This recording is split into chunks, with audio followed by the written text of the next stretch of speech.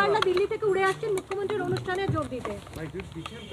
আমি কি বলবো, প্রোগ্রামটা তো সরকারি প্রোগ্রাম।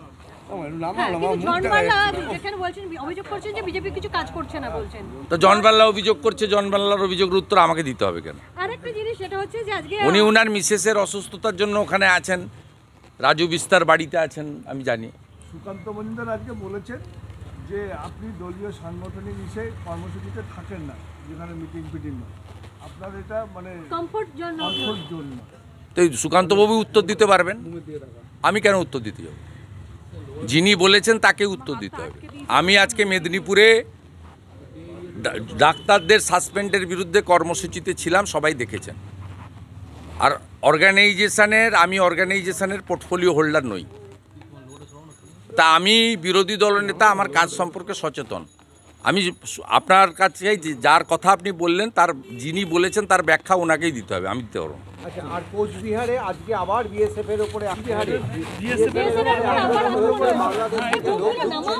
বিএসএফ তৎপরতা বাড়িয়েছে, কাঁটাতারের বেড়া দিচ্ছে, ভারতীয়রা বিএসএফকে সাপোর্ট করছে।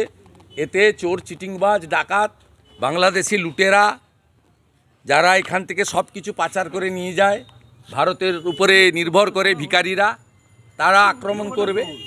তাদের পেটে লাথি পড়ছে, গরু পাচার করতে পারছে না, চিনি পাচার করতে পারছে না, চাল মাথায় করে নিয়ে পাচার করতে পারছে না, মেয়ে পাচার করতে পারছে না।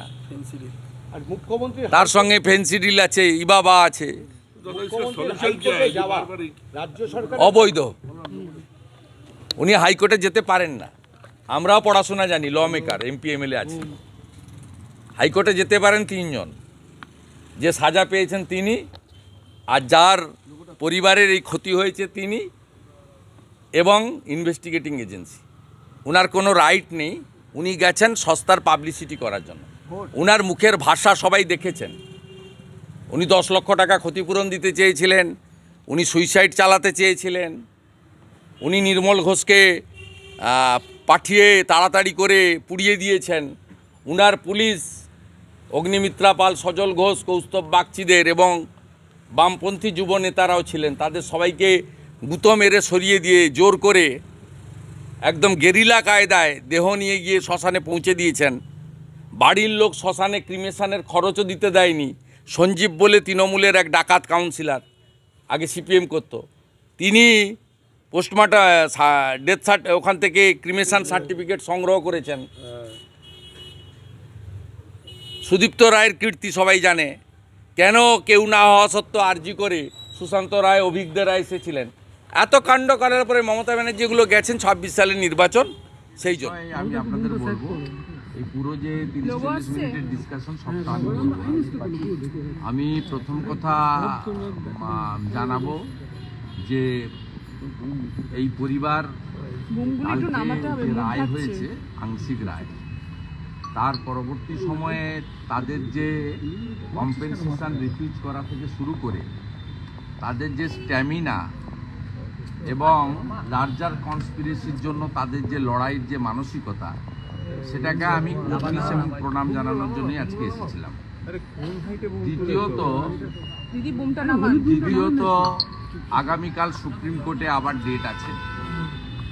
ওনারা বৃহত্তর আইনি লড়াইয়ের প্রস্তুতি নিচ্ছেন এবং এই আইনি লড়াই এমনিতেই একটা পিটিশন ওনারা হাইকোর্টে করেছিলেন, যেটা সুপ্রিম কোর্টে গেছে, সেটাও একটা সেকেন্ড পিটিশনের বিষয় রয়েছে। সামগ্রিকভাবে একটা বৃহত্তর আইনি লড়াইতে আমাদের ভিকটিম পরিবার, মানে আমাদের ডাক্তার বোনের পিতা মাতা এবং তার পরিবার, তার শুভানুধ্যায়ীরা নিয়েছেন আরও বৃহত্তর আইনি লড়াইতে যাবেন। তাতে আমি তাদের বাড়িরই একজন হিসেবে মনে করি আমি তাদের সাথে থাকব এবং পূর্ণ সমর্থন, সহযোগিতা, তারা যেভাবে সহযোগিতা চাইবে সেটা আমরা করার আমি চেষ্টা করব আমার সীমাবদ্ধ ক্ষমতার মধ্যে। আর দ্বিতীয়ত,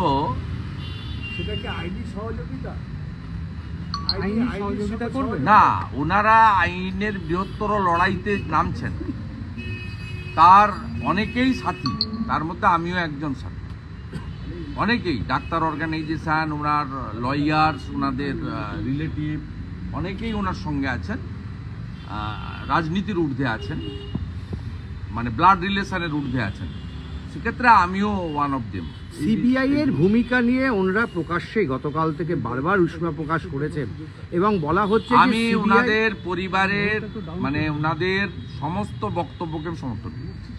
সিবিআই নিয়ে কি বলবেন? আমি বলি বিষয়টা নিয়ে ওনার পিতা মাতা যে লড়াইটা দিচ্ছেন, এবং তিনি শুধু সিবিআইর পার্ট নয়, সামগ্রিকভাবে এই রাজ্যের মুখ্যমন্ত্রী, পুলিশ মন্ত্রী, স্বাস্থ্যমন্ত্রীর পার্ট, সব মিলিয়ে ওনার প্রত্যেকটা শব্দ বাক্য যা যা উনি বলেছেন আগেও, কালকেও, আজকেও বিভিন্ন চ্যানেলকে বিভিন্ন জায়গায়, গতকালও বলেছেন, তার আগে চার্জ ফ্রেমের দিন বলেছেন, আমি তার সবগুলোকেই আমি পার্সোনালি সমর্থন করি। কারণ তারা ঘন্টায়, মিনিটে এবং প্রত্যেক দিন প্রত্যেকটা জিনিসকে চুলচেরা বিশ্লেষণ করেছেন এবং মনিটরিং করেছেন। অন্য সাধারণ লোকের মতো আইন বিশারদ বা প্রশাসন বা তদন্তকারী সংস্থার উপর ছেড়ে দেননি। তারা নিজেরা কিন্তু মানে আলপিন থেকে এলিফ্যান্ট প্রত্যেকটা বিষয় অত্যন্ত কেয়ারফুলি অবজার্ভ করেছেন।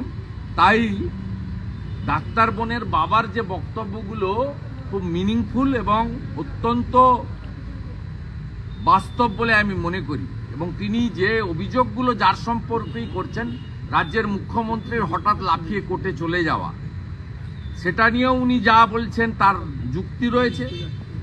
কারণ মুখ্যমন্ত্রী পুলিশকে দিয়ে টাকা পাঠিয়েছিলেন, মুখ্যমন্ত্রী আত্মহত্যা বলে চালাতে চেয়েছিলেন, মুখ্যমন্ত্রী প্রকাশ্য সভায় 10 লাখ তো দেওয়া যেতেই পারে বলেছিলেন, মুখ্যমন্ত্রী নির্মল ঘোষকে পাঠিয়ে সঞ্জীবকে দিয়ে তাড়াহুড়া করে পুড়িয়েছেন, রিপোস্টমর্টম করতে দেননি, মুখ্যমন্ত্রী অতীন ঘোষকে নির্দেশ দিয়ে আরজিকর 14ই আগস্ট রাত্রে ভাঙিয়েছেন। অর্থাৎ সেটাও ঠিক, তদন্তকারী সংস্থা মানে লোয়ার লেভেলে, সিবিআই মানে এখানে তো সিবিআই ডাইরেক্টরের কোনো রোল নেই।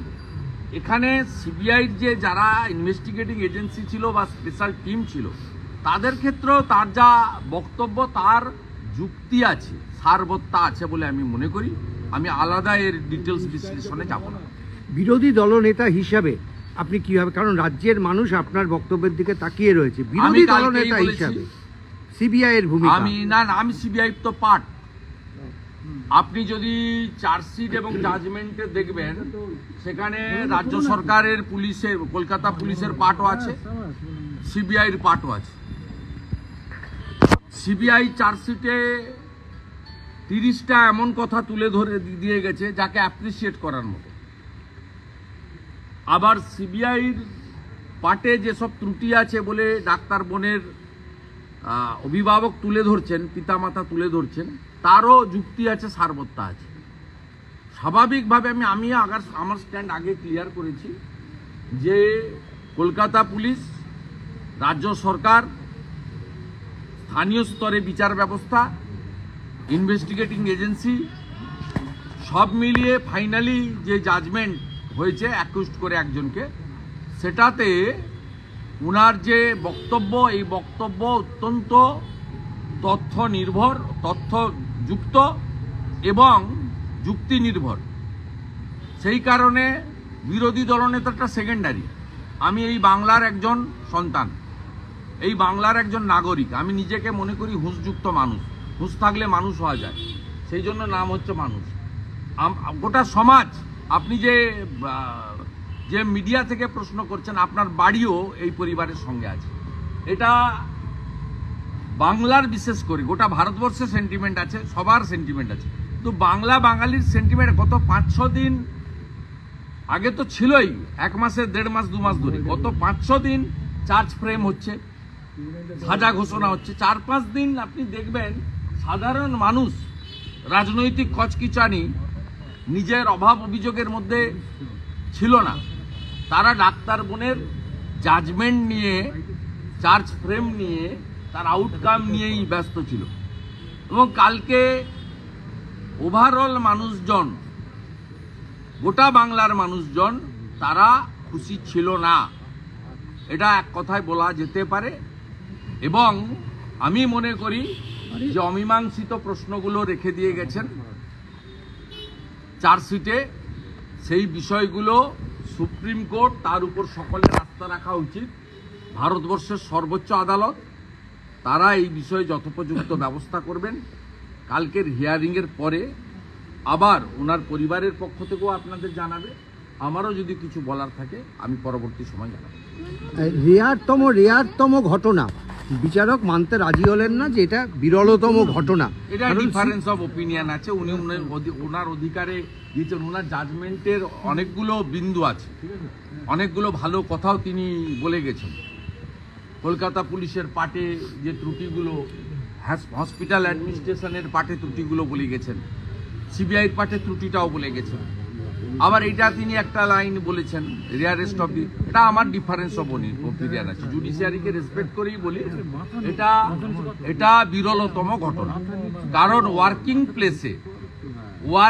প্লেসে একজন ডাক্তার বোন যেটা প্রোটেক্টেড, সেখানে এই ধরনের শারীরিক নির্যাতন, যা ভয়ঙ্কর নির্যাতন হয়েছে, চোখ থেকে জল পড়েছে, চোখ থেকে রক্ত পড়েছে, জল নয়, তারপরে তাকে মার্ডার